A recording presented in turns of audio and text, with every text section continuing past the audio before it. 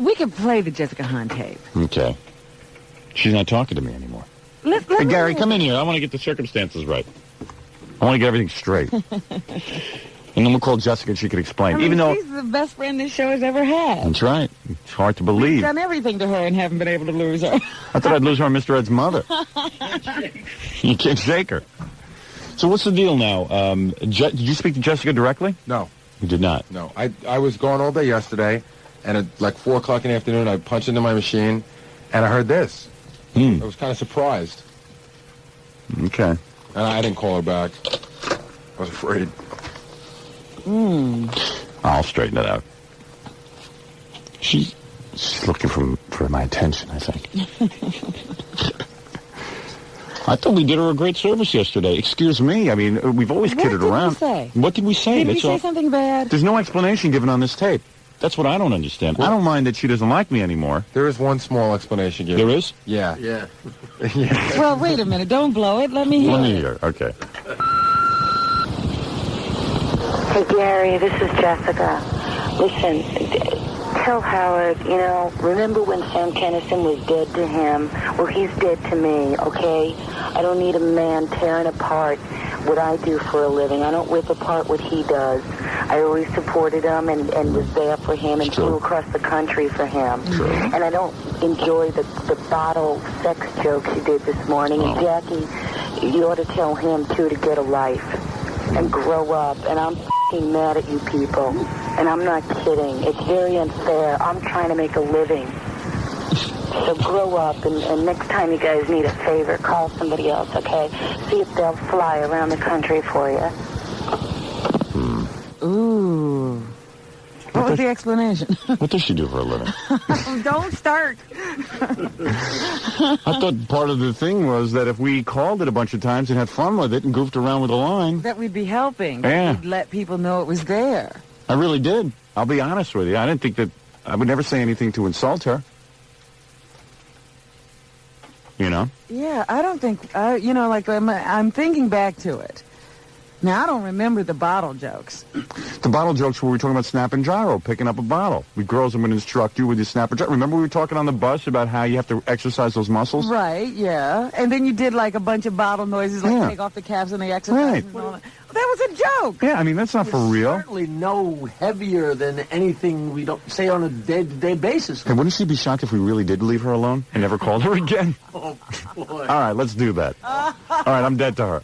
Boom, that's it. Never mention her again, never have her on again, nothing. Right.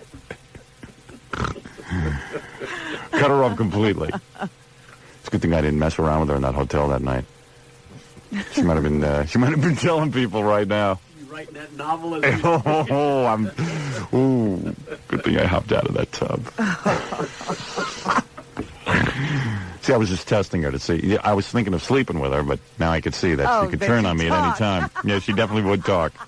You'd be so crazy. You'd be amazed at how many people are angry that Jessica works. Like, you'll talk to people, and they're just mad that she does any kind of work at all. I know, and we're the only people who defend her. And we say, hey, let her go out and make a lot of money. Oh, okay, you know what?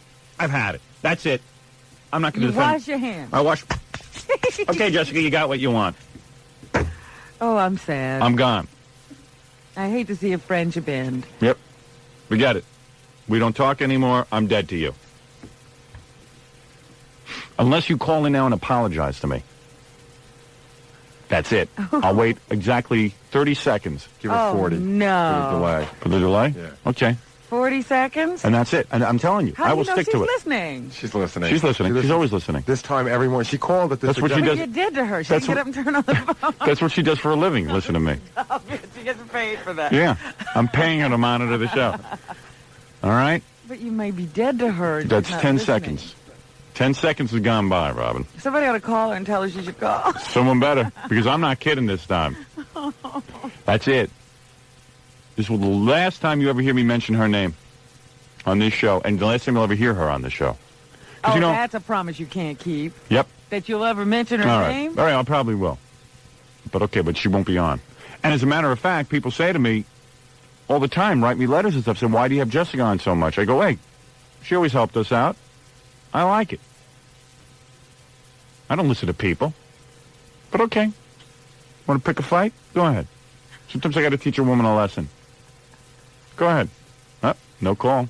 What time is Got it? 10 more seconds. And 9, 8, Oops. You know what's happening right now? 6.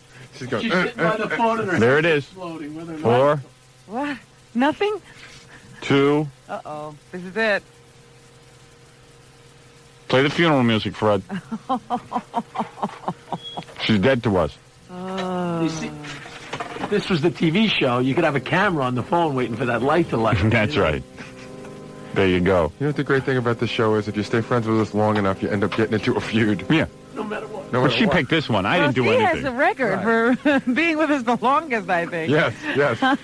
She was a good woman, but she obviously was offended by what I said. I don't necessarily buy into that. It sounds like it must be real. She didn't call. Yeah. She must have been really offended. She could be sleeping, but I doubt she wouldn't leave that message and then sleep the next morning. You know what I mean? It's too bad I had a thing for her to do on our TV show, but it's too bad. I'll have to rewrite that. I thought it would be good for her to be seen nationally, but hey, what do I know? Hey, give Jackie that spot. He wants to go national. She can hook up with Alan Combs. We had a TV ad for her to do, which I was going to call her about today, but hey, okay. Good night, funny snap and gyro. Oh, Too bad. I guess, that's terrible. I guess nobody wants to work out there. Well, find your own work. See what happens. Well, she is working. She says so. She Yeah. doesn't make fun of your work. Don't go around bashing her. Bashing her work. Oh, boy. The other day, I do distinctly recall her saying she wanted us to promote it. Yeah. But, no, we're going to promote it in a positive way, like by saying this is... We're not saying it's negative or positive. We're just We didn't say we're having anything. fun with it. We sat and listened to it. Yeah. She's out of line on this one. But this time, she's dead to me. As I am to her. I'm not kidding this time either. If she calls, Let's see how Gary. long this lasts. Mm-mm. Let's see how long this lasts. Nope. Mm-mm. Dead. Dead to me. Yeah, but you, accepted apologies from other people. Here's the last time you'll ever hear her voice on the show. Ready? Oh,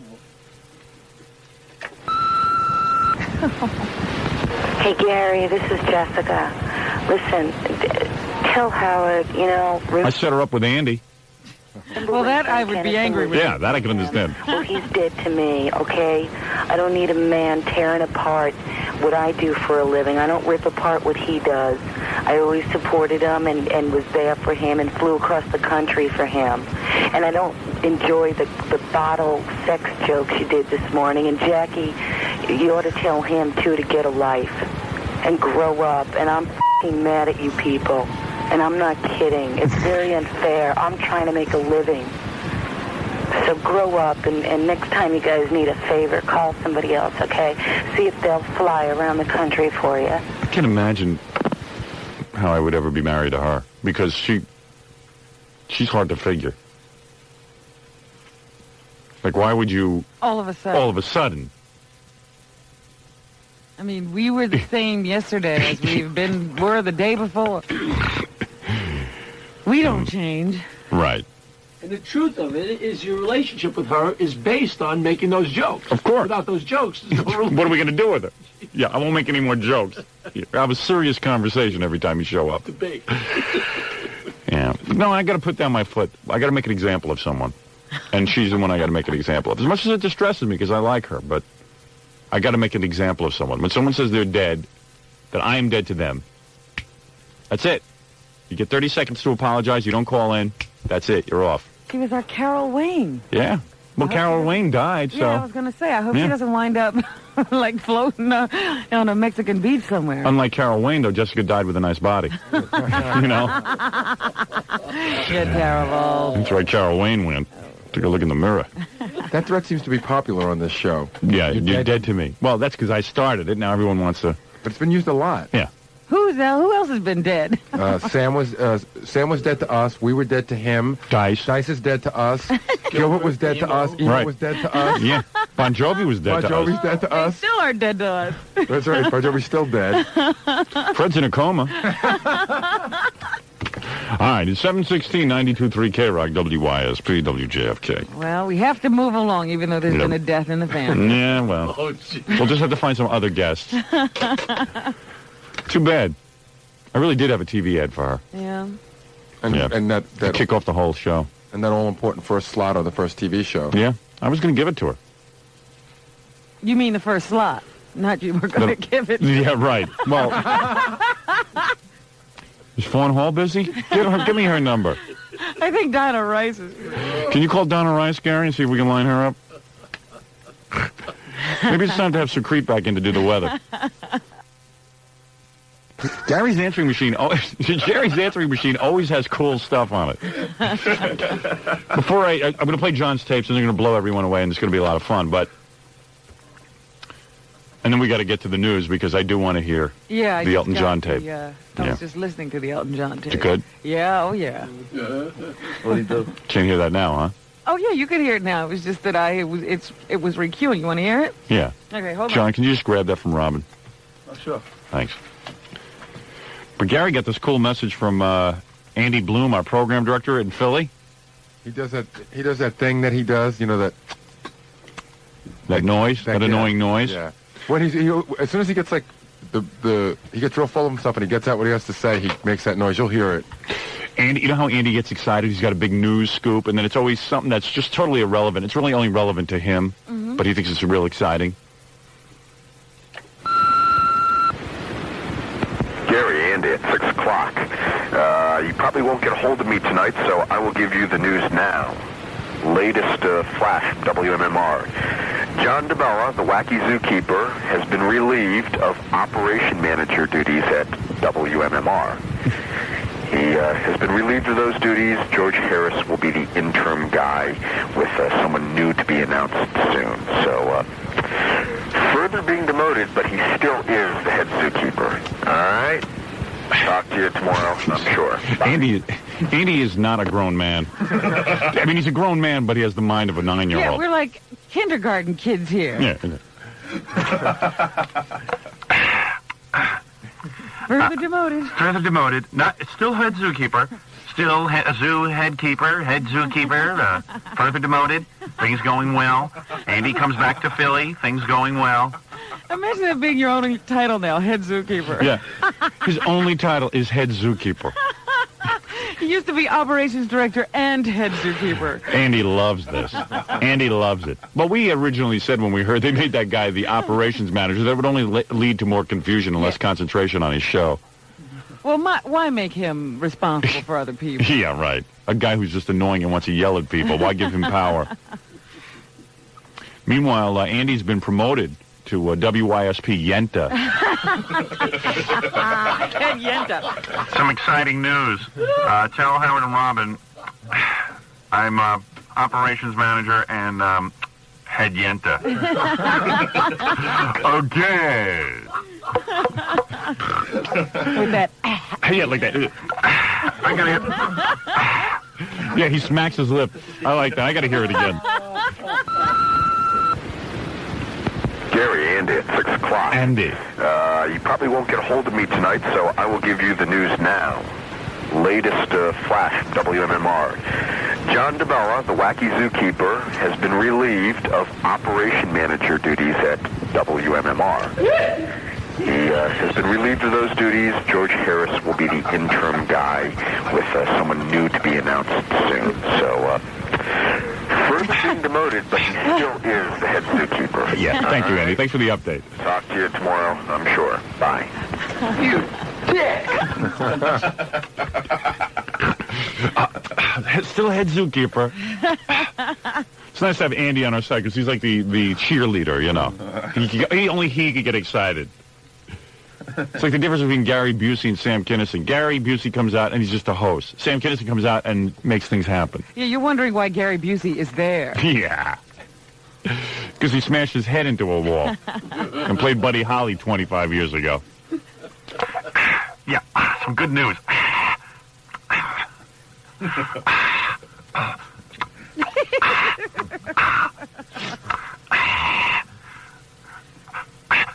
I'm on a respirator.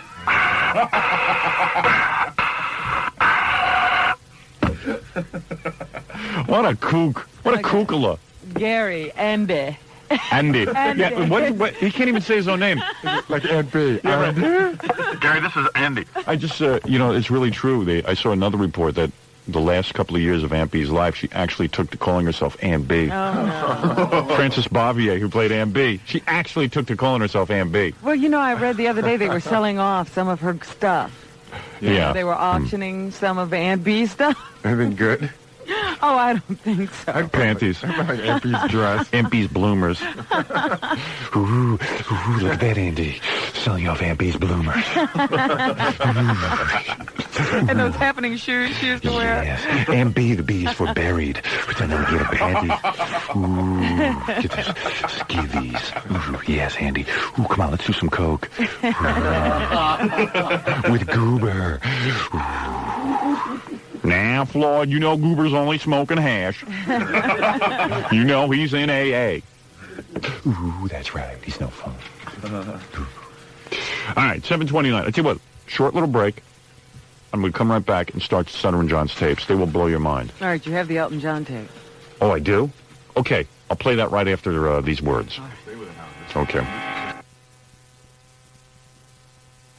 Let's get into this. Come on, because everyone's been waiting for this. I know I've been waiting for it. Well, you're still not going to, what? Yeah, first the Elton John tape. All right, because this was Elton Down the John bottom.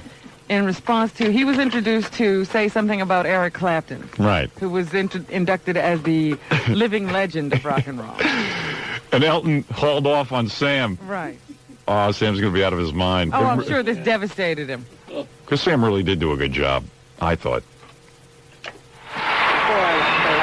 I'd like to say that I'm doing this show under protest. I'd like to congratulate Sam Kinison on being the first pig ever to introduce a rock and roll show. But now back to Eric and nicer things. Eric, what can I say? You've been a friend. I can't think of any other musician, that wouldn't want to work with you. You're the best guitarist. And I look forward to playing with you at Nebworth. And just future in the International Rock Awards, please have decent people in. That's when he started cursing, and they cut him off. And then they took him. Because you know what I found out? They started taping at 8:30 and ran the show starting at 9:30. So that gave them an hour to cut everything up. Is that what happened? Yeah. Because they let an Eric Clapton slip through. Yeah, I know. He said something like... He said the S word. Yeah. Yeah, I'm getting too... I got that. Yeah. But, and I thought, well, maybe they turned on the delay after that happened, because that was the only one they got through. I guess it just slipped up. They'd probably say I was a quiet one. But everybody heard it, Yeah. You don't miss the S word on these award shows. You're waiting for them. See, this is why this award show sucked. They allowed guys, suits and tie guys, to edit. And they go into the editing room. Instead of just bleeping out one word, I would have liked to hear, I'd like to hear what he had to say.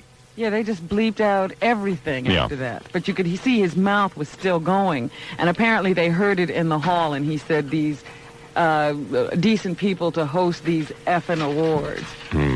And then for the rest of the show, they wouldn't put the camera on Sam? Well, the end of the show was just going back to Eric to have him accept, and then the jam session started. And you didn't see Sam anymore, except that he was on stage during the jam, and then Eric Clapton called him over so that they could mug with each other while they were playing guitars. And they immediately just cut from Eric Clapton at that point and put the camera on somebody nobody even knows and just left it there. To the end of the show. Until Sam moved away from Eric, and then they put the camera back on Eric again. Really? They did a wide shot. Now, isn't that interesting? Isn't that an interesting observation that an ABC executive hired Sam to host, or whoever hired him to host these awards? Elton John makes a negative comment, and then they panic. And say, let's not show Sam anymore. Yeah, like who's Elton John? I mean, all right, that's his opinion. Let him state it, and that's it.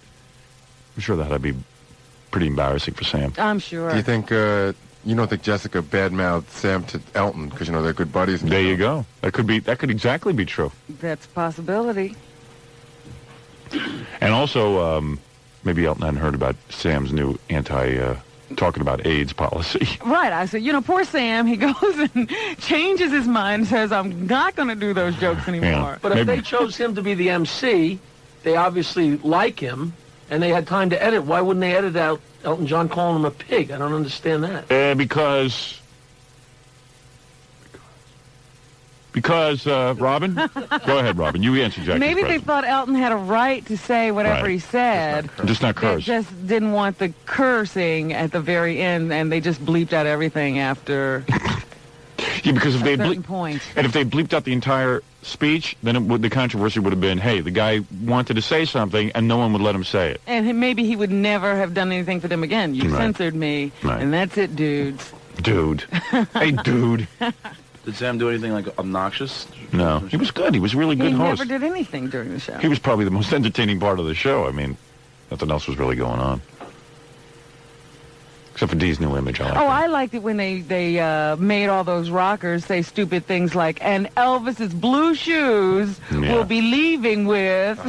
I like when someone had to come out and say, you know, this award goes to the new rocker in town, and these rockers, these new guys, are making the old guys look like, you know, like Pat Boone. Right, yes. And I was just saying, oh boy, who would want to say that? You know, and they get to pre-read that stuff, according to Dee. They had some pretty dippy things to say last night. And Clapton played the same damn notes. I've had it with him. That song was real dull.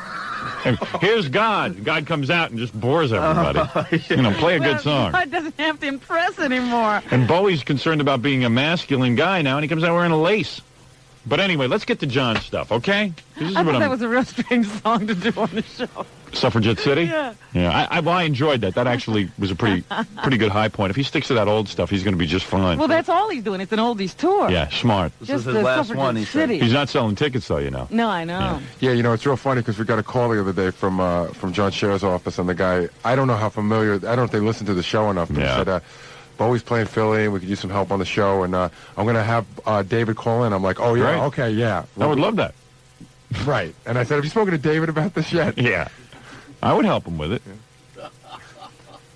I happen to be a big Bowie fan. I know that. Hey, his wife is the one who said he was homo. Yeah, but somehow you're getting blamed for it. Yeah, I know. It's like my fault. Can you just picture that phone call, though? Hi, David. Is Mick there? Oh, you blatant, I'm gonna kick your ass. Well, you do. You start to look for those homosexual tendencies every Yeah. time you see them now. Well, the guy admitted to being bisexual his whole career, and also he wore a dress on Saturday Night Live, you know, in clogs. Right. A big long dress. At least wear a mini skirt. You know, big long like nurse's skirt. Skirt. I guess when you start doing the skirt thing, you start with a long one. Now, you see, if Dee really wanted to change his image, you start wearing skirts. Yeah. People would take notice. Yeah. Because I was all set for Dee's new image, and it was just Dee. I didn't know about a new image, so I just said, oh, there's D looking like D. Yeah, and I like Dee's old image. No, nothing I wrong don't with see that. a reason to change. It No, looks good that way. That's right. That's right, Robin. All right, 7:49, 10 in front of 8 o'clock.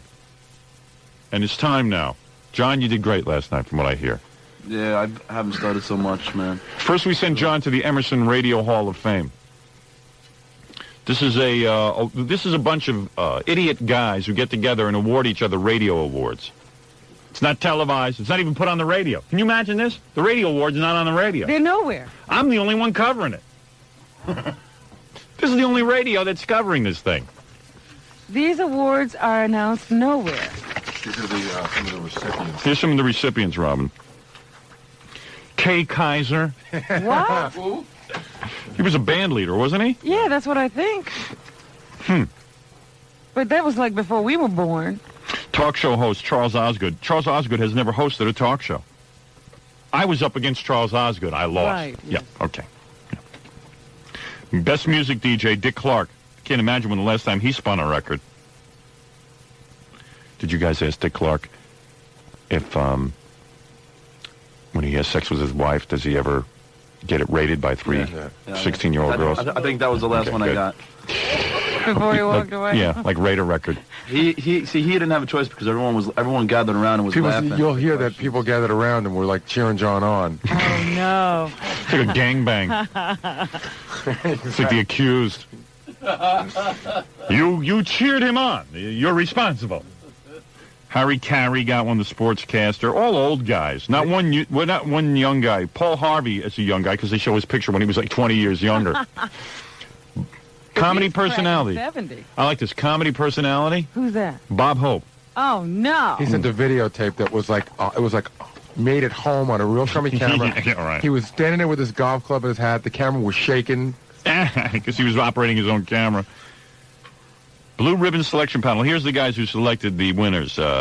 Pittman, Mondale, Bruce Morrow. Yeah, I stood a chance.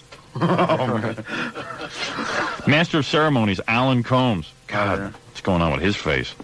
There's an interview you should listen to. All right, well, let's get into him. Oh, yeah, what do you do first? Who'd you get to first? Allison Steele is the first one. Oh, good, all right. Oh, man. Well, she worked for us. Yeah. This one would work better on video, man. This is what I told you. John spit on Don Allison. spit on Allison by accident because he started stuttering so Spit in bad. her eye. Well, you can see that on the TV show. It's something to look forward to. It wasn't only on her eye, man. You could see. Did you get it on camera could from the see all TV show? You could see the beads all over her face, man. Oh, Pretty no, he's embarrassing. Shrader. I heard Chernoff was being a real jerk. He was, out of all the people I asked, Chernoff was the most uncooperative out of them. You know what Mark Chernoff, our program director, said to Gary? What? Couldn't John wear a suit? Like And the one he wore? Yeah, and then Gary goes, well, what's the point? I mean, because don't you think it'd be funny? And Gary basically told him, Mark, when did you start writing comedy? You know, you're not a real funny guy. There's I nothing. don't think he was trying to look funny yesterday, but he wound up doing Yeah. it. I'll tell you something. You should have put John in Mark's suit. Oh, no. And Mark, by the way, is dead to me. Because I'll tell you something, he's not on my team. Oh, no. He did nothing to help us. He didn't even want John going. I wanted to wear a K-Rock shirt. I'm going to have it out with Mark today. Yeah, I've been hearing some things that make me wonder. Yeah. You told Billy West not to work with us anymore. Yeah, that we didn't need any help. He's on to work with us, but just to save all his creative ideas for elsewhere. Yeah, for other shows. Yeah, just keep your mouth shut in that room. Yeah. Okay, fine. Pick up ideas and pass them on. Yeah, maybe that's what he's there for, to spy. Yeah, if you hear Howard say something funny, convince him that it's not funny, and then give it to Flo and Eddie. Okay. All right. Allison got a little upset by it. She did? She recovered nicely. Yeah, she recovered. Allison's cool. She That really one question was the All right, let's play it. Yeah, I don't even know what the questions are. Allison Steele, this is on WWOR and WXRK in New York. Mm-hmm. Allison, Yes. what's the wildest thing that ever happened to you sexually while you were on the air? Oh, this is one of Howard's questions. Nothing sexually ever happened to me on the air. Come on, I have a fox told like you. I have told this to Howard a million times. When I'm on the air, I'm working, and I'm taking care of business, and I'm paying. Do you know that in all the years that I was on WNEW, I never got a, what do you call them, a breather, a mash call? I really never did. Honestly, I would be the first to tell you, John. Okay, let me ask a question. Did you ever date Thomas Emerson before he invented No, I know radio? a lot of girls that Thomas who? We purposely said Thomas Emerson, you know. Whoa, that was cool. How mad was she when you said that? Because, you know, we're always kidding Allison about her age, but she's really not that old. She broke that cardinal rule of finishing a sentence for a stutterer. Yeah, right. She did. She finished the sentence. Okay, let me ask a question. Did you ever date Thomas? Is this where he clams on her? No, I think it's the next coming question. up. You'll see. When are we taping the TV show? I want to see that. Soon. This question. Did you ever date Thomas Emerson before he invented No, I know radio? a lot of girls that did, but I wasn't one of them. I wanted to get a date with him, but he just couldn't see me for dust. Really, really? How do you make love to a Negro without getting tired? That's when you spit on her? Wait, is that what you clammed on her? I think so. Oh, man. You gotta say this goes on all day. Wait a second. I'm telling you, man. Oh, these are too cool. I Wait a second. don't know what happened, man. I could not spit out anything. Yes, you could. Just not words. To a Negro without getting tired. You're like Paul Harvey. How do you make love to a Negro? Without getting tired. I'm sorry. I'm really sorry. I don't divulge the secrets of my private life on the air. Oh, come on, Allison. Oh, what? Come on. Have you ever made love to a Negro?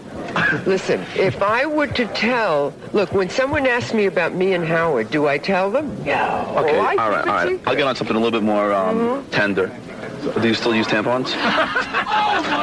what? I'm going to give you an award for bad taste. That's something else. Look, I don't discuss politics. I don't discuss religion. I don't discuss my toilet habits. And I don't discuss my sex life. Now, you can have what's left. All right, then let me ask you, what's older, your hairstyle or your teeth? Ooh, hey, all right, who wrote What that? is that? Who wrote that? What is that? Who wrote that? That's not nice. Was that on the paper? No. That was not on the paper. I mean, where is that paper? Where is that paper? No, right there. Right I think I crossed that one out. He highlighted it. not, man. That was I don't on like the that. paper? You call and apologize to that woman. I like her. Guys, I'm just reading off the paper, man. She's a legend. How dare you? You know, Shelley typed that in. I'm not kidding. It's not on the paper. Why you? What's older, your hairstyle? Ooh, was that typed in? Well, yeah, it is. Oh, man. I'm just doing what you guys are telling me. You know, her and Jessica are going to start a club.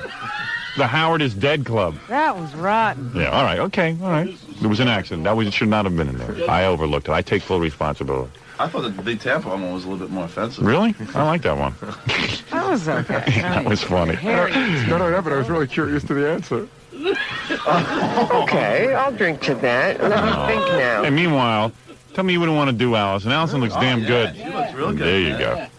Oh. Robin, you I want can't friends get or you want ratings? No, I'm sorry. That was wrong. Oh, that was wrong. That was Stuttering John's fault. Oh, what do you mean, man? I'm just, Who even thought you would ask that?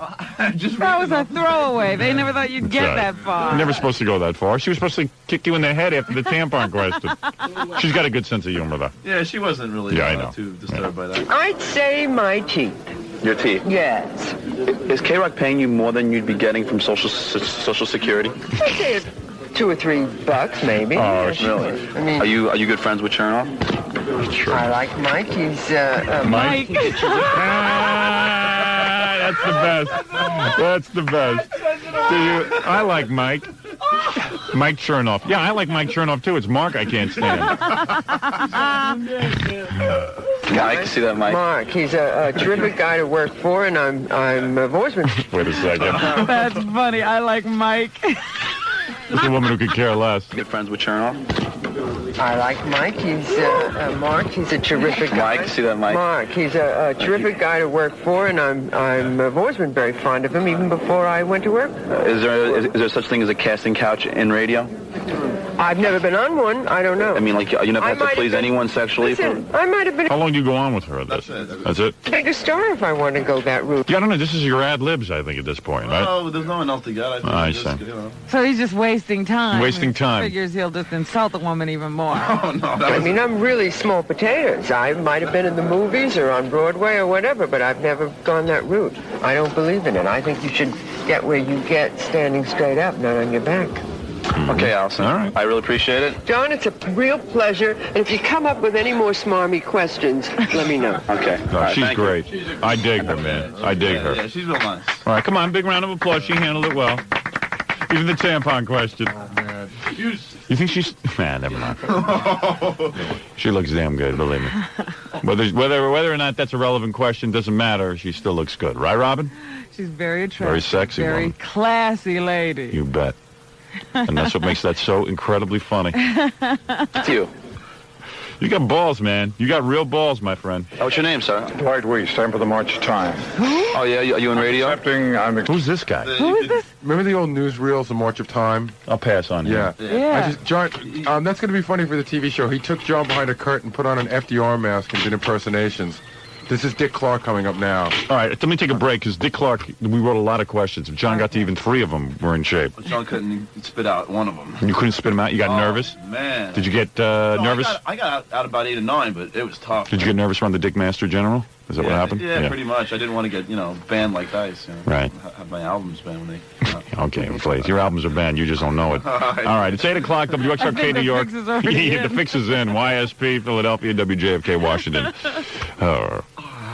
3/4 of our audience, by the way, doesn't know who FDR is. That's why I passed on that guy. What is it, Gary? You know who's back from the dead? Who? Mark Chernoff. What's he want? He wants to talk to you. About what? I don't know. So tell him to come in. No, he's on the phone. He's on the phone. He's not here? No, yeah. Oh, we had a big day yesterday. Yeah. He was over at the Emerson Awards. Oh, I want to get to Dick Clark. I don't know what this guy wants. Is that him? Yeah. What's he doing on the Philly line? No, right here. That's the Philly line. He should be on this line. Mark? Yeah. What is it? Oh, are we on the air? Of course we're on the air. I'm in Philadelphia this morning. I can't. What are you doing there? I'm. Don't mess with that show over there. I'm not. I'm doing good in Philly. Just stay away. You're doing great in New York too. I'm in. Right. No thanks to you, little buddy. Why do you say that? Think about it. You go think about it. Then you call me. And when you know why, you call me. Am I one of your biggest fans? Doesn't matter. I've always been, and I continue to be. Can't Stuttering John wear a suit? Don't mess with my show, please. You got a whole station that's falling apart. Mess with that. Use your genius on that. Leave everybody alone. Do you know the whole... What is your problem with Stuttering John? Kiss his feet. He's going out. Wait till you hear this Dick Clark interview. Kiss his feet. Do you know the whole... Hope you get 19 more like him. Do you know the whole story yesterday? What's the story? Well, yesterday, Gary asked our promotion director if John could have a T-shirt. And our promotion director said no, and had Gary ask me. So I said that when he asked me, I said, what does he need it for? So instead of him, because I know John already has T-shirts, so I didn't know why he needed God more, forbid. Yeah, you got to watch every T-shirt in the show. You got to carry that T-shirt with you. I just, if Gary, first of all, I'm not even sure why he asked. But how many people were in on this decision, Mark, on the whether or not Stuttering John should get a T-shirt? So far, I count 2. You and the promotion director. Mark, you're already making this really bad. I asked because I asked Sharon, and she said she had to find out whether John could wear a K-Rock T-shirt to a function. So Mark started the garbage yesterday about if I knew it was wrong or I wouldn't have asked in the first place. Well, She said ask you, so I did. But you didn't tell me, Gary, that you had asked. Okay, skip that whole part. How can there be such controversy over T-shirts? I don't understand. Skip that whole part and get to the point where when you found out what it was for, then what happened? I said maybe it's not a good idea to wear a K-Rock T-shirt here. There Why? are people that I know. I'm going to this luncheon. There are people that I might need to either ask to have as guests on the station or to have some involvement. And as a radio station in its entirety, as the program director, I have to make the decision, is it a good idea to represent the Howard Stern show? Of K-Rock, course it is. K-Rock? Of course it's a good idea to represent the Howard Stern show. Howard Stern show is K-Rock, part of it. Howard, tell me what the advantage is of John wearing a K-Rock T-shirt. Because we thought it would help him get credibility when we were trying. John doesn't have press passes because we never got any. Could I finish my question? Oh, go for it. All right. All right. Listen, I don't have time for this. Well, just tell me what the advantage is of him wearing a K-Rock T-shirt when he's not, when he's going to be asking people questions. Next time, just you know what, John? Next time, just ask me for the T-shirt. Excuse me, John. You're handling him all wrong. Ask me for the T-shirt. I'll go back and get you a T-shirt. You put it on. Don't involve Mark with these decisions. He's the program director. He's got more on his mind than worrying about T-shirts. Can I be honest with you, though? I need a T-shirt for Howard. Yeah, I need a T-shirt because Howard wants me to wear it. But I didn't once say he shouldn't go. I was happy that he was going. It was no problem that he was going. Two things? I figured it would be great material for the show. You have no say in whether he goes or not. That wasn't the point. Oh. Can I just say 2 things? Yeah. There's only 2 reasons I wanted the T-shirt. One being because I was out all night. All right. But the other one is because I thought it would look cool having K-Rock on the TV. Don't think like that. Don't think about the K-Rock. K-Rock and the TV show are 2 separate things. I thought it looked cool having for the TV show. Me with you know what? Next time, come to me. Don't bother Mark with this. You know, I have to side with Mark on this. These 2 morons are busy fighting with Mark on this. Well, they didn't even tell me they were doing it for the TV show. Maybe that would have changed my mind. All right. Listen, Mike. I mean, Mark. Tell Alison Steele to get your name straight. I'll take this up with you off the air. All right. Goodbye. Mark Chernoff. He's right, you know. He happens to be right. Don't you 2 go off with Mark. You 2 are dangerous. I didn't go. Gary and you are of equal intelligence. And together you don't even... a real heated argument about a shirt. Yeah, I don't need this aggravation. Don't you tell me and I'll do the... And then I get pinned at the radio station as a bad guy. Yeah. Wait, the argument wasn't about the shirt. Hi, Mark. Are you still there? All right, Mark, I'm with you on this one. Thank I am with him. I really am. I'm hearing both sides of it. I got to say, you 2 guys are going off half-cocked. I just wanted a shirt, man, because I John wanted a shirt because he slept So in come to me. I would have gotten you a shirt. I smelled. You always smell. No, I don't always smell. Why should today I be have a problem with different? a guy who never brings his, he doesn't ever change his clothes. It's just that I felt that Mark has become ashamed of the show. That was my argument. Well, you happen to be right, and that's what I will take up with Mark off the air in all seriousness. Because it's okay to use me for my ratings, but if to have a T-shirt to use, to get interviews is not And okay. you should promote the rest of the show, even though you are an embarrassment. If Right. I felt like that, why would I come The kid to works for those free. right Give him now? a stupid T-shirt, and that's it. Let him just go off with his T-shirt. Don't worry so much. And you shouldn't be arguing. You two shouldn't be arguing with Mark. I didn't argue with Mark. No, Mark's got important things to do, like figure out where to buy a new suit. All right, Mark. Go ahead. How long have you had that suit, Mark? Yeah, what is that suit you were wearing? Graduation. You didn't like it, I guess. Ooh, man. What is it made out of? Do you know? Cotton. No, it's way. not. No way. No way. You bring it in. I'll take a look at it. That suit stands by itself. It's a fire hazard. It's made out of paper. So you don't like my clothes. Yeah, but buy a suit that becomes a man in your position. Just get rid of the clip-on tie, Mark. Yeah, the tie, too. Listen to a man who doesn't even have a shirt. You know it's not a clip-on tie. You even helped try to straighten it out. It's not a clip-on tie, but he looked like my Jerry Mahoney doll. It's a fat tie. That's what Yeah. it was. Yeah, Maybe that's what it when was. did they go out of style? Well, I guess I don't dress in style then. I'll take you up on your offer and you can take me shopping. All And he right. had that weird colored shirt on. Oh. It was What a was wrong mess. with the shirt? You look like It a was computer very engineer. Pale yellow shirt. All he didn't have was a pocket protector. Yeah, he needed the pocket protector and the little thing that said Sears on it and his name, Mike. But the funniest part of all, standing in the hall, he was so proud. He thought he looked like $1 million. Yeah. And we're all giggling, I know. You need a dark blue suit Here's that... the name of the suit. It says John White's by Palm Beach. I Okay. don't know what that means, All but right, that's all the right. name of it. Okay. All right. Goodbye. Goodbye, Goodbye, Mark. Goodbye, All Howard. right. Goodbye. There he is. And by the way, Yes. see if you can squeeze Billy into my schedule. He's All right. Goodbye. Wait a minute. All right. I'll see you later, Mark. Don't you think Billy is very valuable to the entire Yes, he reunion? absolutely. All right. I got to go. No, I'll talk to you don't. later. Stay on the air. No, Let me I got to stay go. on the air. Please, I got to go. I think Billy. Billy. Billy. Oh, yeah. Billy's got to go. Now, I happen to agree with Mark, and I'm out of line.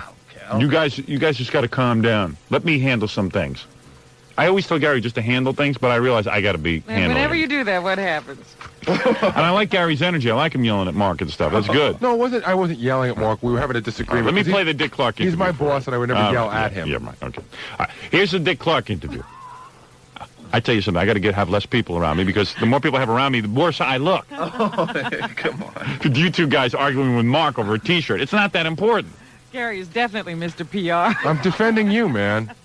Don't ever yell at Mark unless there's a camera running either. I know you're defending me, but you're defending me on something that doesn't even require defending me on. Right, but If John needs a T-shirt because he smells, come to me. I'll give you 20. Let him go downstairs and pick out a T-shirt. it was a larger issue, but I understand what you're saying. I shouldn't Okay. have done that. Right. All right. Gary knows when he's wrong, It was, you know what it was? which is 99% of the time. Yeah. No, So you know he- what it was? Just It was start just- off with that It premise. was just another thing like the time I did the Paul McCartney interview and they handed me the thing, you were not from K-Rock. You were Yeah, I know. Which fine. Well, we'll talk about that later too. Mark Mark should be proud of our interviews, is what you're saying, and I agree with you. Okay, now He let's should get. just And here's one he should. figure out how he should handle it and go handle it, because we here- are here at the station. Here's the Dick Clark interview, which I think everyone should be very proud of. Okay. All right. This is a $5 T-shirt we're arguing about. Hi, Dick. How are you? Hi. I'm John. Hello, John. How are you? How's it going? What are we doing here, John? This is for WWOR and, Okay. and WXRK. And Dick Clark. Okay. Yeah. Having that camera gets into a lot of places. He was giving John a funny look because he's Dick Clark and John's got long hair Yeah, and a right. T-shirt, not a K-Rock one, but he was wearing a T-shirt. I got douche chills already. But he was like, okay, Okay. Dick Clark's a good guy.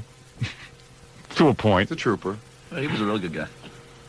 I don't know, when I hear about his history as a young man hanging around with Ed McMahon and they both hung out in the same apartment building and stuff and were pals, I don't know. Makes you wonder, Makes you wonder how good a guy he was. Know him well. how embarrassed were you when Ed McMahon slobbered a proposal on national television? Did you hear the question? Yes. How embarrassed were you when Ed McMahon slobbered a question? A proposal At least you on started off national gentle. television. New York. Know him well. How embarrassed were you when Eddie Man slobbered a proposal on national television? When he slobbered a proposal? Yeah, on national television. I don't even know what that means. You know, on the TV commercial, remember what I'm talking about? John doesn't know what he's talking about. On the TV commercial. On the TV commercial. No, on the Thanksgiving. Yeah. It was the Thanksgiving Day parade. I didn't know that. You guys got to preamble me before these questions. I thought that Like, you you know. I thought you listened to the show every day. You're the one logging it. I am, but you don't hear us ever I talking? knew I didn't put two and two together. I was nervous. Robin, will I ever Doesn't work learn again? Anything from the show? No.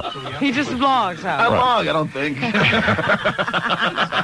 What is he supposed to be taking this into? If he knew what any of this stuff meant, he wouldn't have the nerve to ask. That's true. No, that's not true either. Because I asked him the other question. I knew what that meant. A man who speaks well for a living versus a man who spits well for a living.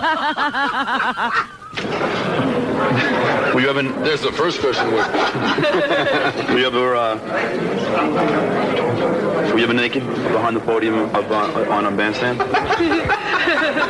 Shock rating. What are you purporting to represent here? Well, I started. That's why I'm having a problem getting at the questions. Am I on bloopers? All right, let me ask it. Did you kill Dice Clay's television series? No. Because there is rumors about that. Of course not. How do you react to the rumors? I don't even answer them because they're without foundation. Will you see Ford Fairlane? Do I see him failing? No. Will you see? He thinks words are the worst they are. Oh, this is great. This is just so cool. Oh, this is so cool. Hey, can we take a break and then finish this? Well, sure we can. Yeah. All right, let me take a break. And how many more? There's a lot of questions, right? I got mine. Oh, good. Okay, all right. We'll be back right after. Don't move from your radio. 92.3 K-Rock is WXRK New York, the home of guaranteed 20-song music marathons. I was in here yelling at Stuttering John and Gary, Gary wasn't there. but I was yelling at him. I thought that was pretty funny. I had to give a seminar on how to behave around Mark. Because Mark is their boss. Mark is my boss, too. I didn't argue with Mark. We don't run Mark's life. I never argued with him. I never did either till yesterday. It was just about the show. I love the show, and I think it should be, we should be treated with a little respect. I know it's a goofy show to some people, but It's bad enough everybody else treats us so goofy. Right. It'd be nice if the guy we work for would treat us kind of... Yes, but we have to be a little diplomatic Right. with Mark, too. Right. Exactly. Nobody has to You go should off half wait till you cocked. play his. I don't dislike Mark. You guys can't act like me. No. I was just defending the show. I don't dislike 1-800... Ready? Let's get back to the interview. Emerson Radio Awards. An awards that I've never been given an Emerson Radio Award, so it can't obviously be a radio award. Well, you have been nominated. Don't Yeah. you feel honored just Yeah. to have been nominated? My cousin Brucey. Foundation. Will you see Ford Fairlane? Do I see him failing? No. Will you see his? Ford Fairlane is the name of Dice's new movie. Well, obviously he doesn't know about that, does he? Oh, we see Ford Fairlane? Probably. What? Probably. The first time that you had sex with your wife, did three teenagers kind of rate it? What is this? Who are you? What is the joke? Howard Stern. Oh. Do you like Howard? Oh, Howard. That's it. Go home, Howard. Now, who said Howard Stern show? Eddie Cantor's grandson. That's the guy laughing at them. Eddie Cantor's grandson. Mammy. Oh, that's Jolson. Excuse me. Hey, wait a second. You see, if that guy didn't ruin it, he never would have known where you were from, and that would have... Well, then there was the woman. Did you hear the woman earlier? She said shock radio. Oh, shock radio. She was from. Shock radio. There were other reporters hanging around. I think she was from ABC or something. Yeah, they're all hanging around because they're waiting to hear somebody ask a question they can actually, be entertained by. Oh, they're very entertained by us. Yeah. There's a lot of They're all disgusted, but notice they all get the pens and pads out because they don't have the balls to ask any good questions. I think that's perfectly legitimate. Maybe he did have three teenagers rating him How on did a you come scale. up with that idea? Right. How'd you come up with Radar Record? Because I saw a reporter, a TV reporter from NBC, and I wish I could remember his name, but I saw him sandbagging us to, I think it was Dick Clark or Paul Harvey. But Tipping him off, huh? No, he just goes, "Oh, did those Stern guys get you yet, man?" Yeah. Like it's so horrible. These are such horrible questions. They're so horrible. Oh, Howard. Go home, Howard. You know he has a new TV show coming out in July. I wish you a lot of good luck. There's a soundbite. He'll put that on. Can I just ask you another question? Sure. Okay, thanks a lot. Did MTV... I'm really stuttering bad here. Is Clark laughing at you? Oh, my God. Is he laughing at you stuttering? No, he's trying. He's trying, His face crumbling. Yeah, right. He's trying to hold it in. You know, imagine John on like $10,000 pyramid, and, Forget about it. and the person goes, blue eyes. And John's like, It would turn into the $1 pyramid if John was... I'm surprised he didn't book you for that show. Because, you know, Dick Clark's got that image. He wouldn't laugh at a stutterer, Yeah. you know. It would have been funny if like, Dick just turned around and smacked him in the head every time. You know, give him a drum start, you know. I have a question for you. MTV rip off your dance show? Oh, people have ripped that dance show off since the beginning of time. Why should they be any different? No, I agree. Does Shadow Stevens sound feminine to you? I don't believe these. Did Howard ask you to ask me these questions? Was he such a coward that he wouldn't show up and ask them himself in person? Howard, the next time you want to do this to me, show up. Thanks a lot, Dick. Appreciate it. I had no idea what you were asking. That was pretty cool. You gotta see it on... You want to know what other questions we had for him? Yeah. That John didn't get to? See, I would have kept shotgunning these questions at him. I was... He's shotgunning Howard, isn't he? That's true. Who am I talking I to? was trying to get him back, Howard. I a few times. Now, John finished, and then he went back to him again a little bit later. Yeah. And then when John went to go talk to Paul Harvey, Dick Clark was standing right next to him, and Dick started, like, walking backwards. John seems to think that Dick really dug him and wanted more. But, I mean, he didn't hate you, but he definitely wasn't. Yeah, but once I seen him again, I go, Dick, can I ask you a few more questions? He goes, yeah, in a minute. No, he was blowing him off. John didn't realize he was getting the blow off. Here's the other questions, all right? Because he only got to a third of them. Is Casey Kasem's wife a man? Is Casey Kasem a woman? Did you ever see Cousin Brucey take payola? How do you respond to the charges that you are evil? How do you respond to the charges that you are an alien? Did you ever consider making love to the teenage girls on Bandstand? Were you secretly laughing at Neil Sedaka like we were? Did you ever see Chuck Berry naked with white women in a high society magazine? Do you think Dick is an appropriate name for you? Maybe I should have just went straight down to one of them, you know, right? Now, you did good. Believe me, you had more balls than anybody would have. Right, Robin? Yeah, well, I just noticed that you guys have forgotten about the warm-up questions. Yeah, You just go right for blood now. There's no more preambling. Yeah, you don't even give them the No. idea that this is a regular interview anymore. Oh, you gotta just get in there, Robin.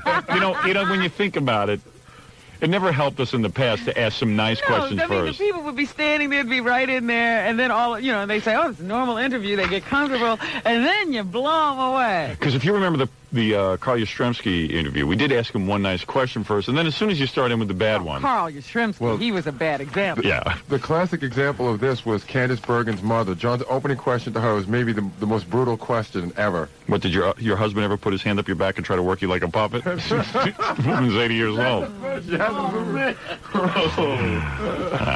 Hey, Robin, a pitcher doesn't throw his first pitch underhanded. He just goes in and he goes out and gives it his best shot. Yeah, but the batter gets to wind up. I see.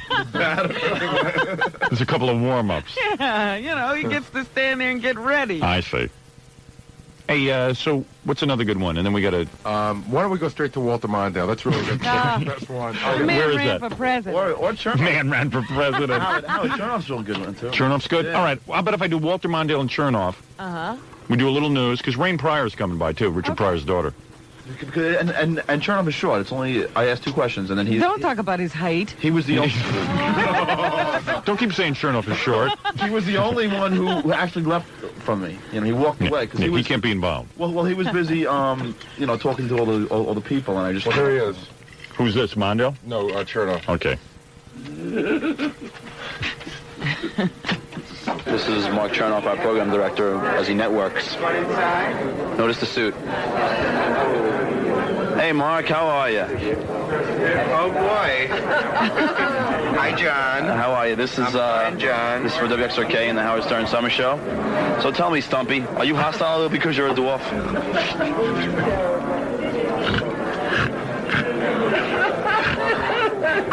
That's Allison Steele laughing. Allison Steele's cracking up.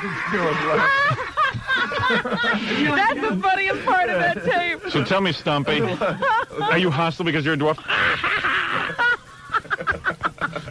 When a woman laughs at you, it's the worst. That's sad. I got to hear that again. What happened? What was he doing? One more off. He's just like, well, I mean, he just that silence is deadly. I'll tell you what it was all about. Mark, I think, got real embarrassed because he was kind of holding court. He had, he had Allison, he had Portatal there. All those people. He had some other radio people there, and then John just barges in. Hey, Stumpy. Suddenly he goes from being, program director of a major New York station to Stumpy. Okay. Well, every question we wrote from Mark, I call him like Napoleon. Well, wait. All right. So tell me, Stumpy, are you hostile because you're a dwarf? Hysterical. Come on. Is that the best you can do, John? Did you make these up yourself? Okay, Mole Man. Gary asked you for a T-shirt from me to promote the station. You suddenly get as stupid as you are short. Oh, my God. You wrote that question? I might have. Oh. Might have been Fred. Might have been Jackie. That was it. That was it, huh? And then he walked away. Oh, we had some good questions for him. Mark's an okay guy. He's a nice guy. I thought he was dead to you. He is. He's a good ball player. Why don't I just call Tom now and tell him I have to meet with him? You know Tom's going to have to meet with me. 2 minutes, Howard. I have to see you 2 minutes. 2 minutes. And you know what he had to see me about yesterday? What? To tell me not to let the bachelor party get too out of control. Oh. I go, Tom, who goes to a bachelor party where it doesn't get out of control? Get off my back. If you want, this is the Paul Harvey one. It's pretty short. It's only 3 questions. That's all Paul could take? All right, I tell you what. Let me take a break for spots. Listen to Paul Harvey, Walter Mondale start the news, and Rain Pryor might come in. Okay. Let's see if she's here. Okay. Unbelievable. And then we got to call Sam and find out what happened with Elton John. Yeah, I want to know how he felt about that. We'll be back right after this. Yeah, who's this on the tape next? Okay, this is Paul Harvey. Okay. And the thing you have to understand is, like, he's been in broadcasting, 40 years or something? Yeah, the highest paid broadcaster in the industry. This is our man. He's one of those guys that, I mean, he's a nice enough guy, but he's one of those guys that's got that smile, like, real conservative. Glued to his face. And this is not the kind of broadcasting he either approves of, right. I don't even think he knows about it. He's been in a cocoon.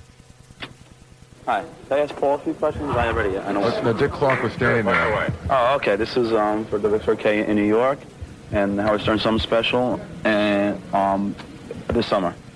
Listen, how did you develop? It's gone from the Howard Stern Summer Show, the Howard Stern Special, to... This is just for the summer. Yeah, for this summer. All right. He's nervous. You'd be nervous, too. Your delivery. Oh, you missed the question. Well, that question suggests a lot more introspection than I ever really allowed. Your... Oh, you're doing your Paul Harvey impression. Okay. Yeah, I know what. Sure, fire away. Oh, okay. This is for WXRK in New York, and the Howard Stern Summer Special, and this summer. Listen, how did you develop your delivery? Well, that question suggests a lot more introspection than I ever really allow myself. That's something that just kind of evolves over the years. It's not done with any real preconception or enforced discipline. Okay, thanks. Do you get paid by the hour?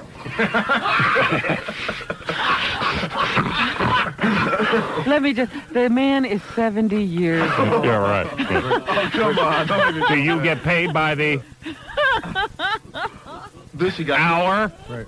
But see, now, this he found humorous. Okay. This joke he got. All right. It's the next joke he doesn't get. I'm not sure.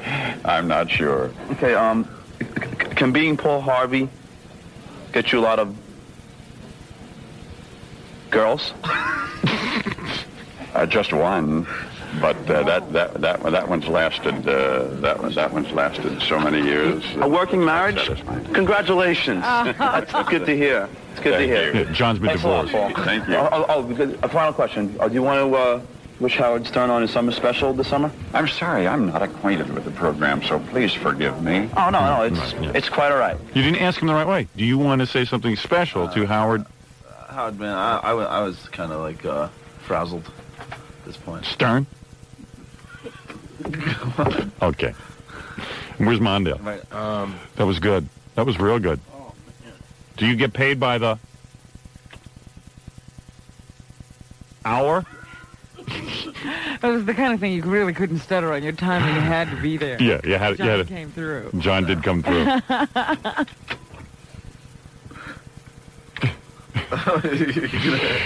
my demented son over there. Like we're nodding at each other with approval. Yes, son. Yes, my Jedi. The other day when Jackie and Fred sat down to write some questions, they were saying, now, should we write some soft ones? Should we go easy? What are we doing here? And I said, look, John always wants those really tough ones. Then John yells at us. John will say to us, you didn't give me any hard ones. These aren't strong enough. These were strong enough. Oh, these were great. No. But, they had to be told, don't you give him any soft questions. Don't puss out. My compliments to the writers. Hats off to you, my brother. I feel like the Jedi Master. I'm Yoda. Man. I send him out on his mission. He's not digging this at all. John and I are giving each other these glances. My Fred Jedi. is still not over the time John yelled at me in California. So when I bring up that story, he starts giving John looks. Yeah, Fred was real upset when John started yelling at the writers. Why don't you guys go for it? Fred was like, oh, my God. Oh, God. I put in so much time on this show. Now, look. Yeah. Guy telling me my material is not wacky enough. 4 years in college, 10 years in radio, and I'm taking it from him. And Fred was the sensitive one thinking, hey, he doesn't want John to get killed. Right. Last time he'll think about you. Come on, Fred. We made up. And then... I think we did. Sometimes when John goes out on his mission and I look at him afterwards and he does well, it's like, remember in Revenge of the Nerds 2, Booger meets the Chinese guy? Yeah. The Chinese Booger Master? I feel like the Booger Master. Yes, now you've learned. Now you're ready to go out. Vice President Walter Mondale, Robin. Maybe John's greatest accomplishment. Who David Dinkins calls Mr. President. Really? Yeah. He calls him Mr. did? President. Yeah, it wasn't That's a mistake. nice. He's got an explanation. Oh, boy. You're almost ready for your toughest assignment that I'll ever give you. Which is? The Norrises at home. That's like sending a person into combat. Fred's family. That's going right on the front line. You might be ready, my son. Not in a million years. Maybe he's not. They'll shoot him. He sets foot on the property. Hi, Mr. Mondale. How you doing? How are you doing? Nice to I voted for you. Good. No one I else am can make that statement. I am a Democrat, and I seriously. Oh, I'm sorry. This is for WXRK in New York. That's a radio station, and for the Howard Stern Summer Special for Channel 9. Okay. I voted for you. Let me just say again. And too bad the Republicans keep on winning, but we got to beat them, right? Right. All right. Listen. How did you get the name? How did you get the nickname Fritz? My middle name is Frederick. So how does that? Fritz is a derivative, I guess. Kids call me Fritz. Okay. Are you up for an award or a free meal? I am on the board of Emerson Radio, which is sponsoring today's event, so I'm here. Let me ask you a question. Were you afraid that Ferraro would get cramps in office? What's your next question? Run that back again.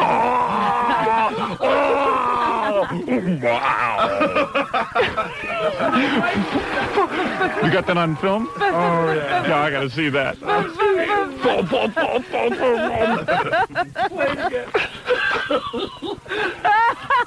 Hey, I was concerned about that. Meanwhile, he's saying to himself, I should have thought of that. Damn Ferraro cost me the election, probably. That Ferraro. What a prize. She didn't even get to have cramps with her husband. Her and that dumb husband. Or whatever. Was he ever cleared? No, he had to spend. What did he do? He did something to some lady's will. He borrowed some money. He was the executor or something. Oh, big deal. Had to pay a few fines, I think. Just a woman's will. Sponsoring today's event, so I'm here. Let me ask you a question. Were you afraid that Ferraro would get cramps in office? What's your next question? You know, I got to tell you something. That sounded like a snake was loose in the room. I know. I want to see that. I want to see. You know how he sometimes his head starts to go. Was your head rocking back and forth? Yeah. We got it. And what was Mondale doing while you were? He was just like, what's going on? Nobody has the nerve to walk away from a TV camera and a stutterer. I know. You can't walk away from a stutterer. Because we'll slap them with an injunction from the National Stuttering Institute before they know it. You don't walk away from me. And see, nobody has your sense of humor. Nobody gets the idea that it's a joke. Yeah, of course. I don't get it. If they start getting it, we're in trouble. I'm sorry. Did Billy Carter ever bombed in the White House? Yeah, the vice president was thrilled to meet you. That was the best one he's ever done. I can't put anything on, man. It sounded like almost... I was too nervous. That was a machine gun. Understandably so. This is like the verbal equivalent of peeing in your pants. Oh, man. I don't know what came over me, man. It wasn't anything like that. You know,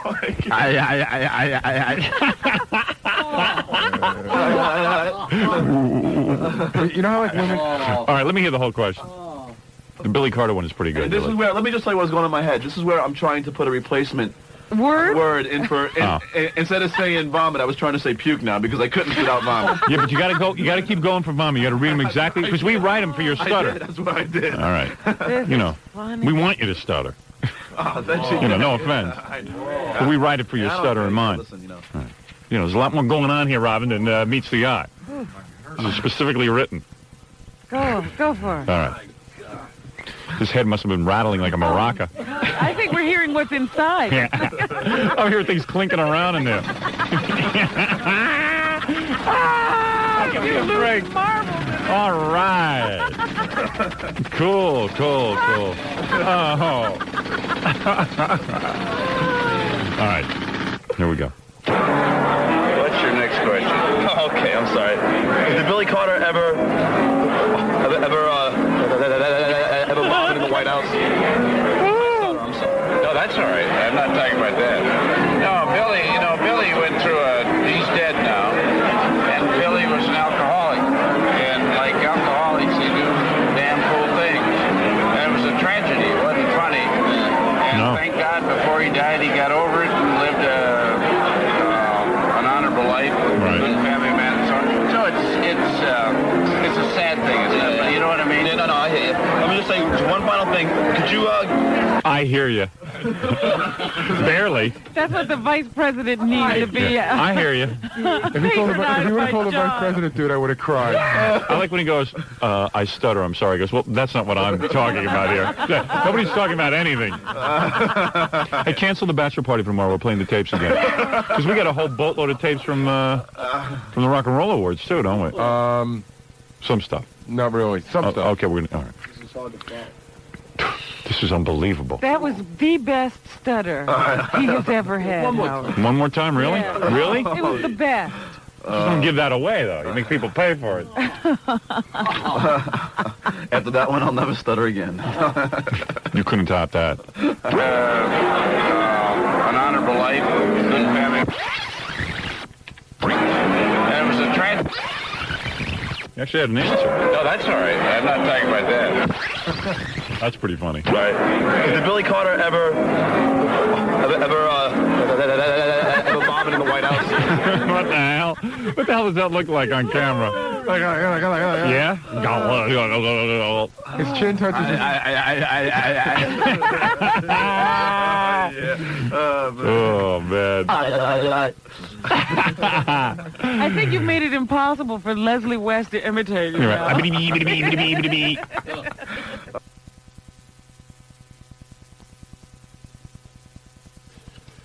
What's in the news, Robin?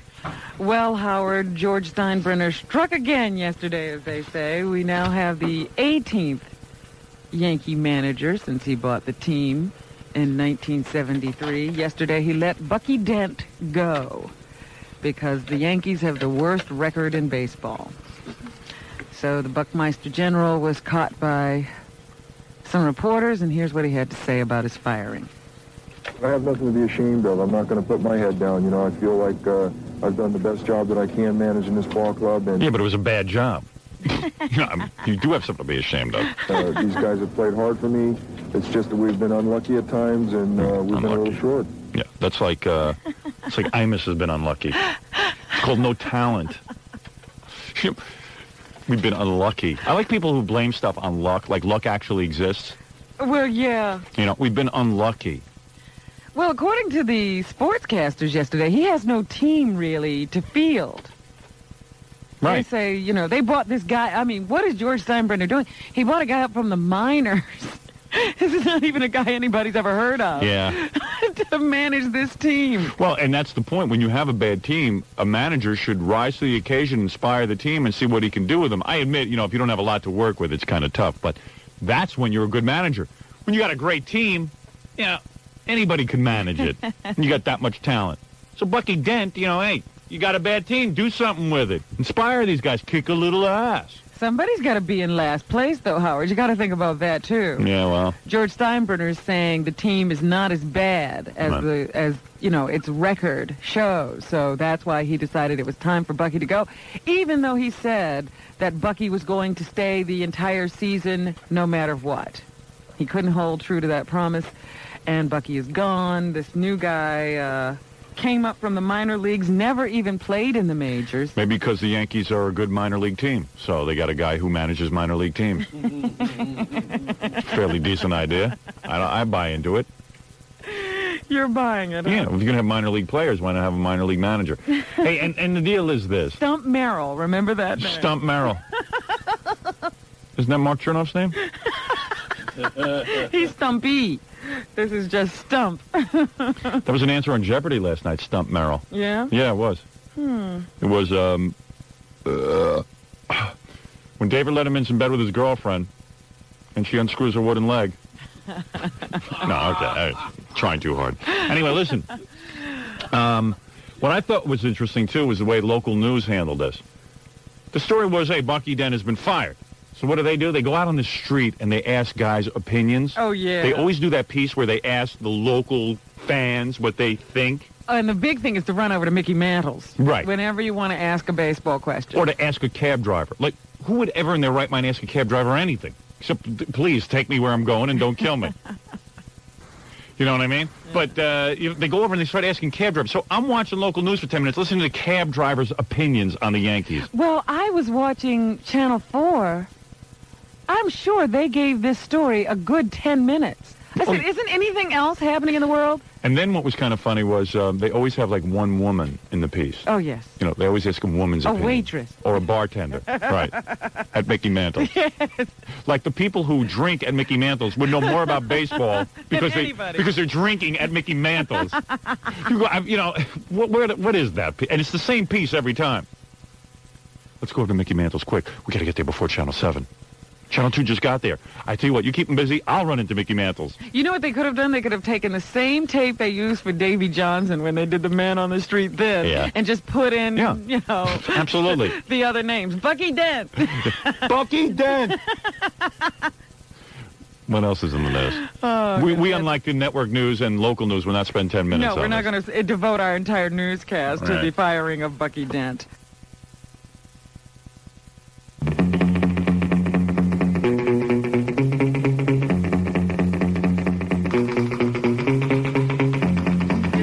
Here we go. Now, all right, listen, I had a upsetting weekend last weekend. I got a call from Wayne Seagull, my friend. And I really like Wayne a lot. Wayne Seagull is the guy who runs Legend Porsche. Audi Saab, Sterling Peugeot. Yeah, I don't even know what... He keeps changing the names of his car dealerships every week, okay?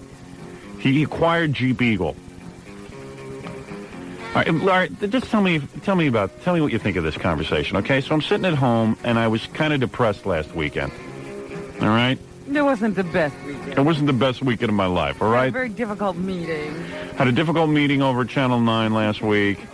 My brother-in-law, my sister-in-law were in from Georgia, and you know, when you're feeling like you want to be alone, I built my house pretty big, but it's kind of hard to escape them. Yeah, I couldn't escape them, rob them, okay?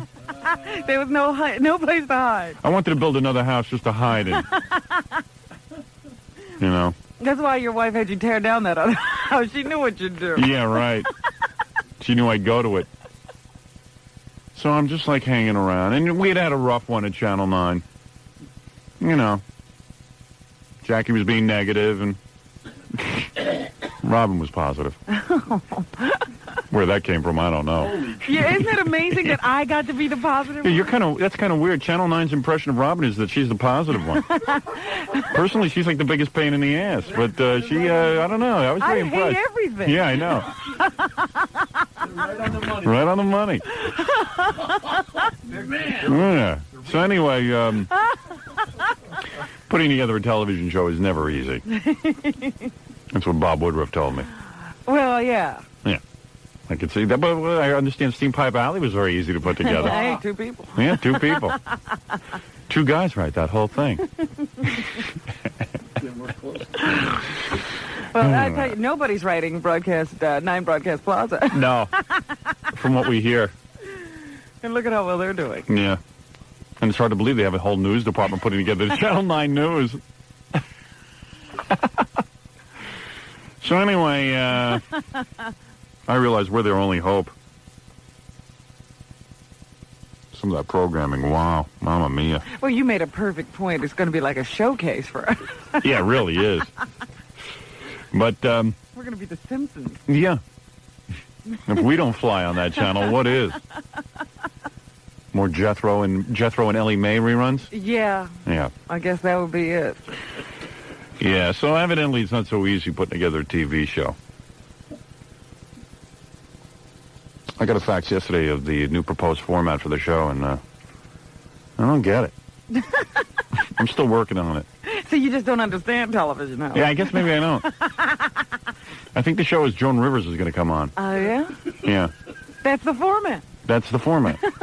Joan Rivers is going to come on, and we're going to talk to her a lot. Ah.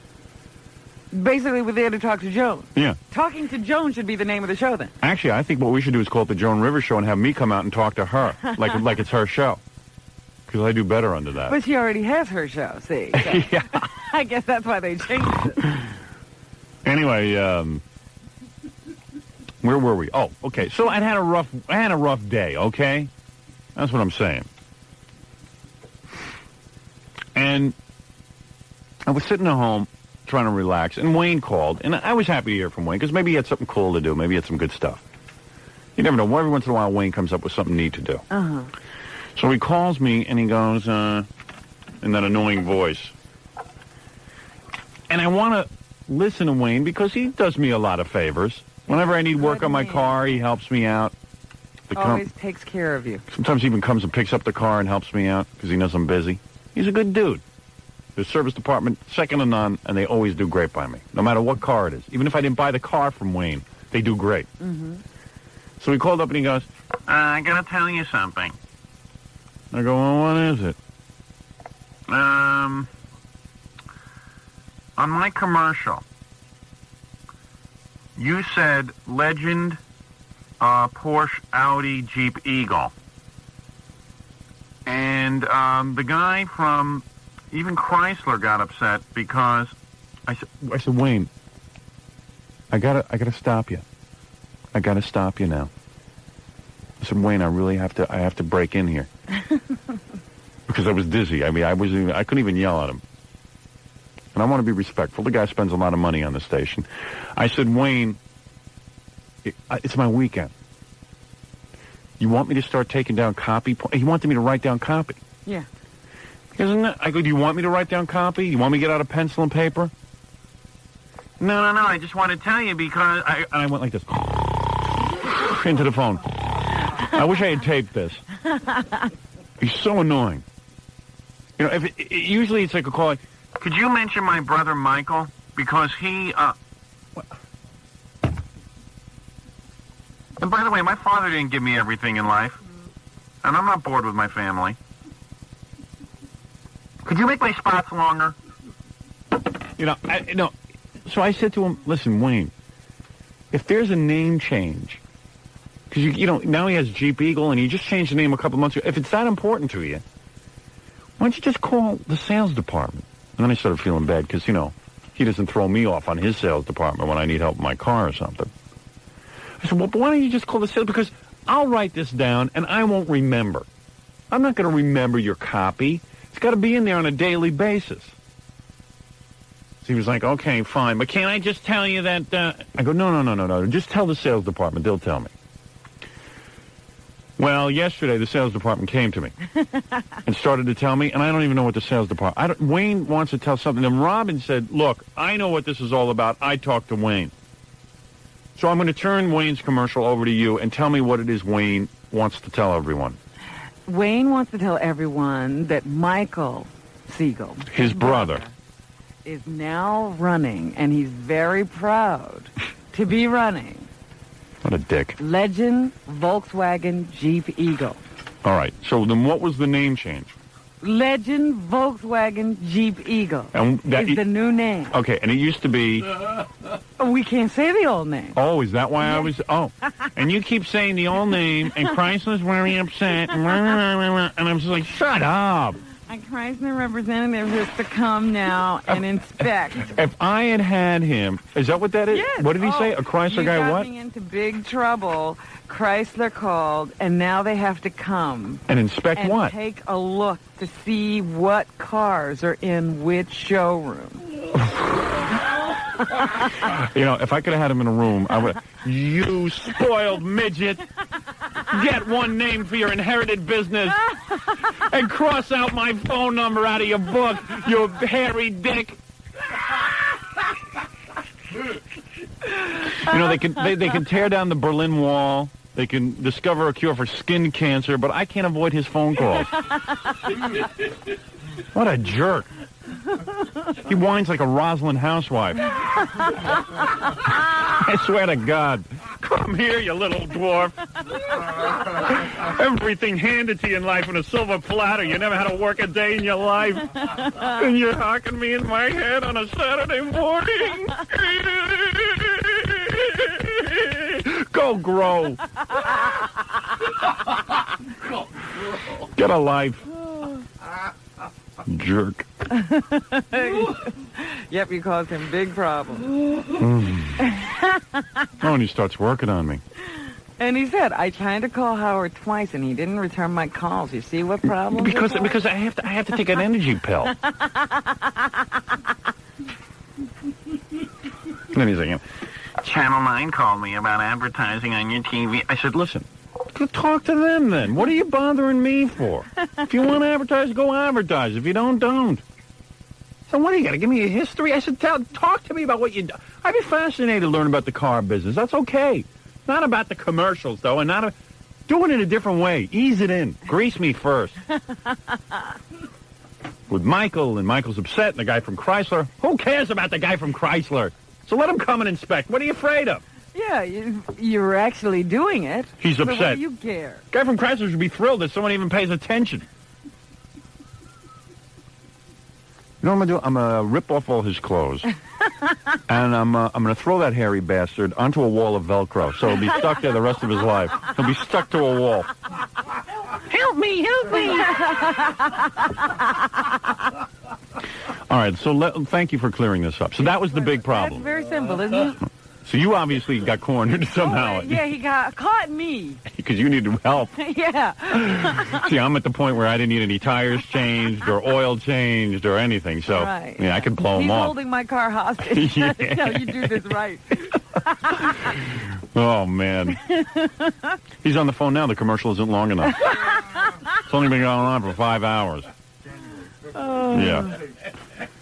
Anyway, so Legend announces the grand opening of Legend Jeep Eagle. Go see Michael Seagull. Right. And then there's Legend All right, that's it, I guess. And then there's Legend, Porsche, Audi, Saab, Sterling, and Peugeot. Right. Now it's another name change because the guy from Chrysler's upset. What the guy from Chrysler has to do with this, I don't know.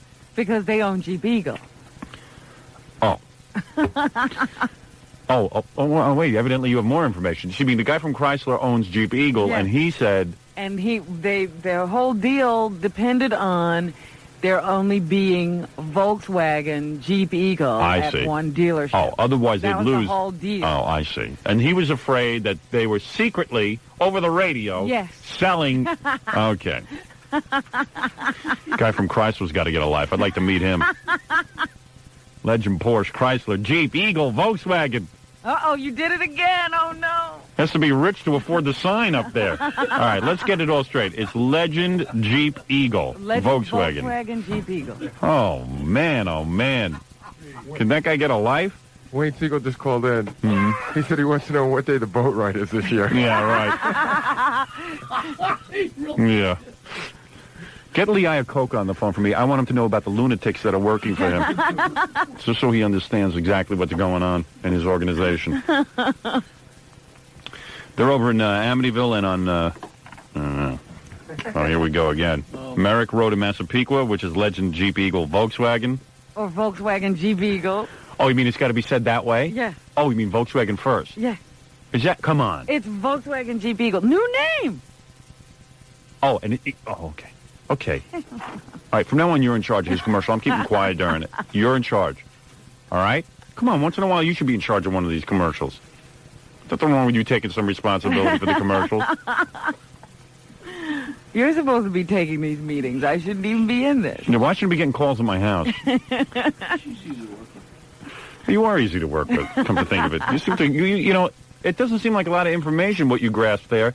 But, I don't know, somehow on the phone Saturday morning, as I was slitting my wrists from that meeting over at Channel 9, you know, it just seemed a lot worse.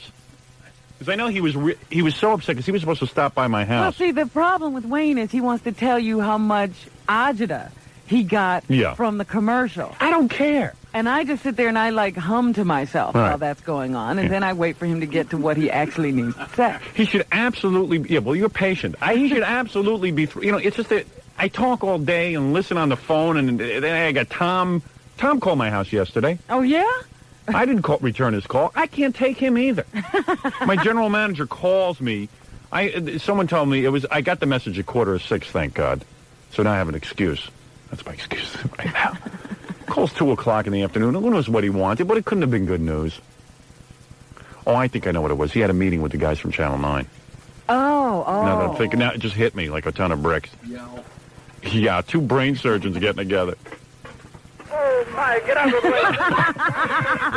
This is terrible. This is one of the worst catastrophes in the world.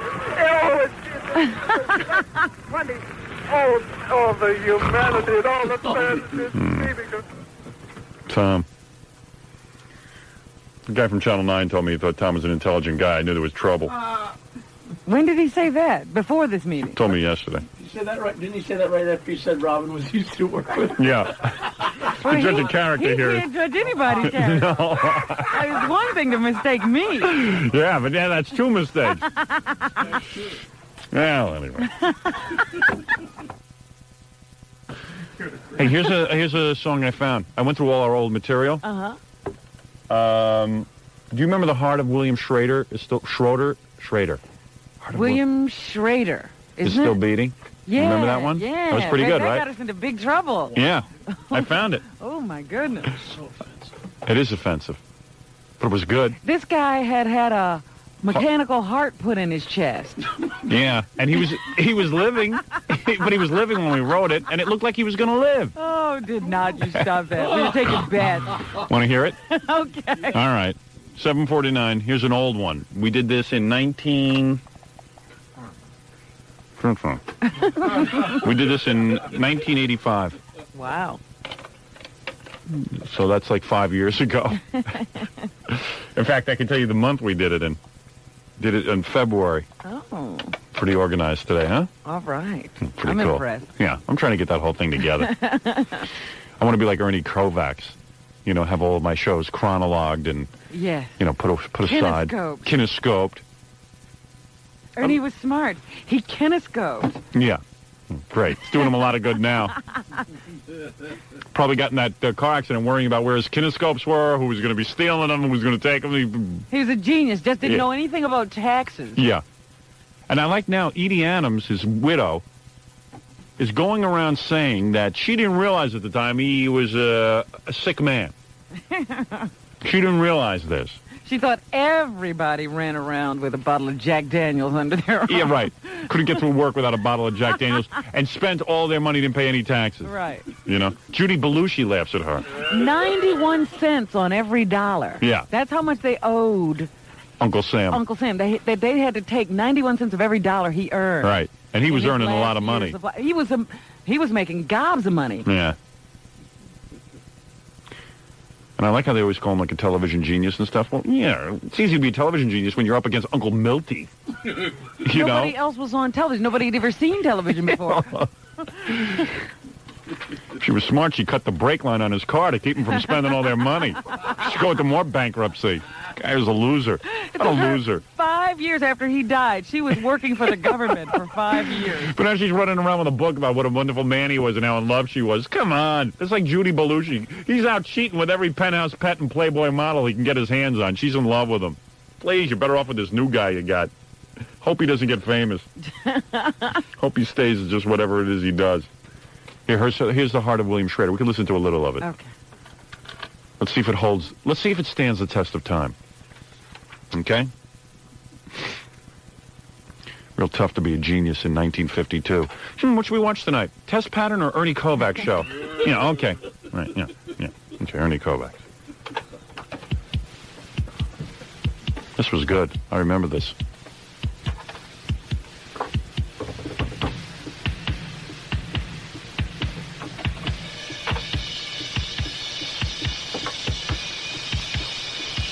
Very dramatic.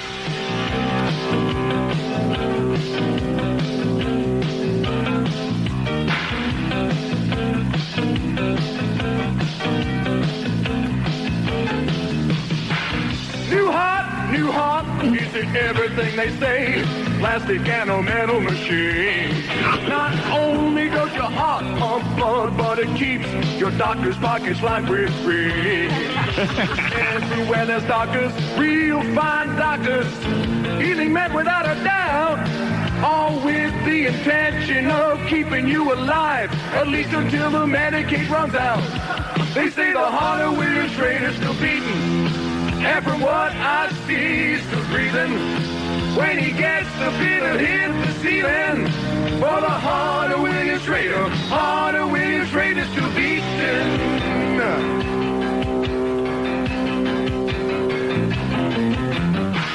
DC, AC, 110 or 20 volts, they got you plugged in by your bed. Have no fear, electricity is here, just don't forget to pay Con Ed. All the brains of science, ooh, that modern science, there is no way you can lose if you don't short out when you take a bath, cause an overload could make you blow a fuse. They say the heart of William Shrader's still beating, and from what I see, still breathing. When he gets the feeler hit the ceiling, for the heart of William Shrader, heart of William Shrader's still beating.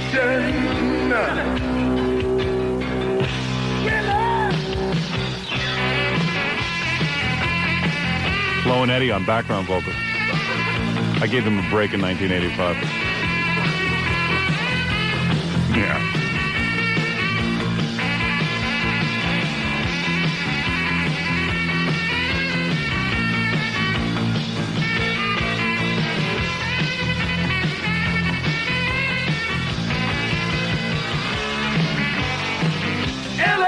Hollywood and the Sunset Strip are places that you'll never see.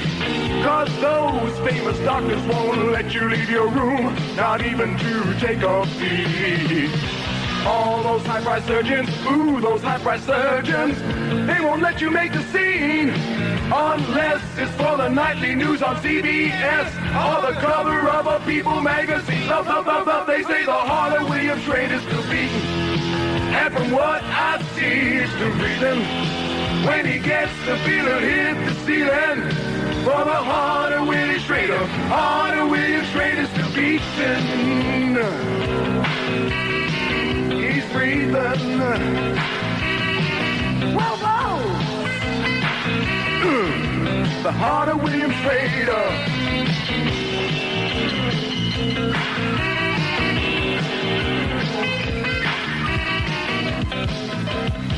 There it is. Heart of Willie Shrader still beating, Robin. Good. Yeah. Stands up. Yes, it does, Robin. Yes, it does. I think that was before pig vomit, even. You think so? Yeah. You think we just erased? No, that might have been Billy Fagan. Used to be a guy who used yeah? to put the music together for us. I was thinking about that. I said, have we known those guys that long? Yeah. I don't know. I don't know what point, who did what, but that was a good one. Yeah, we did get into some trouble for that, but I you know, maybe I'm thick, but I don't get it. I just didn't think that a plastic heart, and you know, I didn't think it was really going to work out for the guy. And I thought it was like a lot of hell to put a guy through. And let's face it, some things aren't meant to be. You know, sometimes dying, you got to go sometime. Sometimes it's the best option. Yeah, right. What? That was pig vomit, but you know what you got? Oh, that was? You know what you got in trouble for involving this situation? I remember what Hayes got really mad about was you got your friend from the gym who was an odds maker, and you had him lay odds. Oh, Al the Jew. Right. Yeah. And you had him lay odds on when the guy was going to die. Yeah, but